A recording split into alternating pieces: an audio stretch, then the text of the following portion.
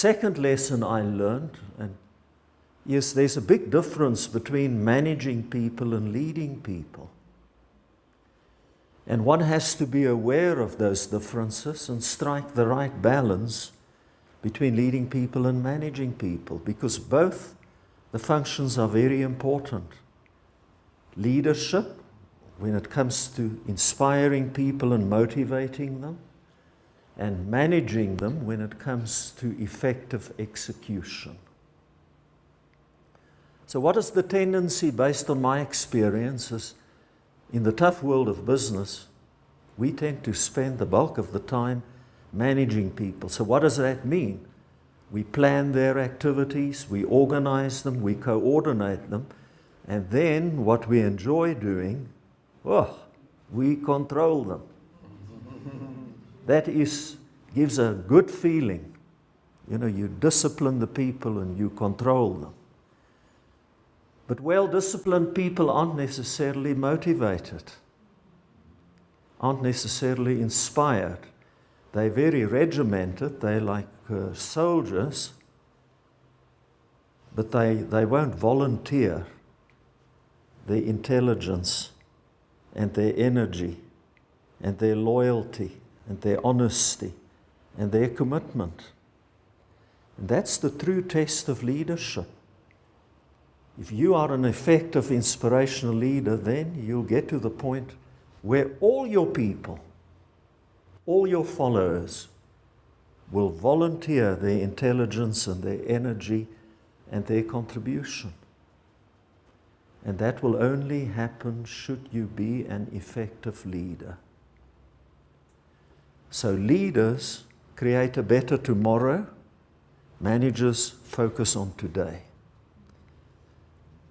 Leaders put the emphasis on people, and managers on things and activities and processes. And leaders inspire and trust, and managers micromanage and control. So perhaps I can put it differently. And this will be easy for you to remember. Leaders do the right things in terms of strategic direction and principles and values, and managers do things right. So the big task for us in our lives as leaders at home or in our communities and our churches is always to do the right things, and then to do the right things right. So I want to ask you, when you get back to your businesses, big or small, think a little bit, do an assessment. How much time do I spend leading, inspiring people, motivating people, giving them direction, having the courage to go first? And how much time do I spend managing them, planning their activities, organizing them and controlling them? Next lesson I learned is that you can't lead on autopilot or by emulating other people. You have to have your own authentic leadership approach. So I can remember when I was appointed as a manager for the first time, long before most of you were born. I think virtually all of you, because it happened in 1974. And I couldn't wait to get back home to tell my wife Tilly that I was going to become a boss. A boss. I was going to get an office, not with a solid wall, frosted glass, a desk, 2 visitors' chairs. Morris, you won't believe it, 2 phones. 2 phones. Secretary, and an additional 20 Rand a month. We were going to be rich. It's a fact. My increase was 20 Rand a month. And what did I do on the first day? I emulated my boss. Because I grew up in a small rural town, I knew very little about business. So I thought, okay, I must use my boss as the role model. What did he do?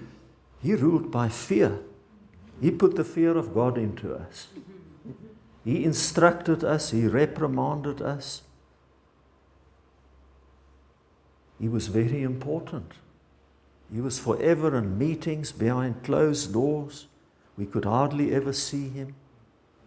And this is a very confidential, we were scared of him. And it didn't work. I tried to emulate him. It didn't work. It wasn't authentic. I can't be a tough, ruthless boss. It's not in my heart. Fortunately, a few weekends after I became a boss, we drove down to Bloemfontein to visit my parents. And on the Sunday, on the way back, I said to my wife, I said to Tilly, I've been emulating the wrong leader. Now, you may think, I'm now going to say, I decided to emulate my father. Not true. I said to Tilly, I should use my mother as a role model. My mother had no title. She didn't go to university. My father was 10 years older than what she was, and she sat in his class because he was a teacher. And a few months after she matriculated, he married her. I don't blame her. Blame him. She was a wonderful, wonderful human being. Yeah. But why did I decide to rather emulate her?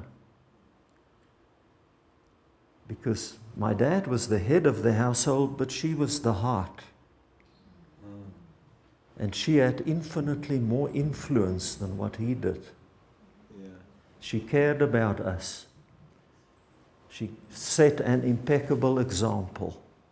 She raised 4 boys without ever raising her voice. And we did our best for her because we never wanted to disappoint her. So on that Sunday in the car on the way back, I realized that even in the tough world of business, it should be the same. Earn the respect and the trust. Care about your people. Be prepared to serve them. So what did I realize? Before you can ask for a hand, you need to touch a heart. And you can only touch a heart by caring about your people and by serving them.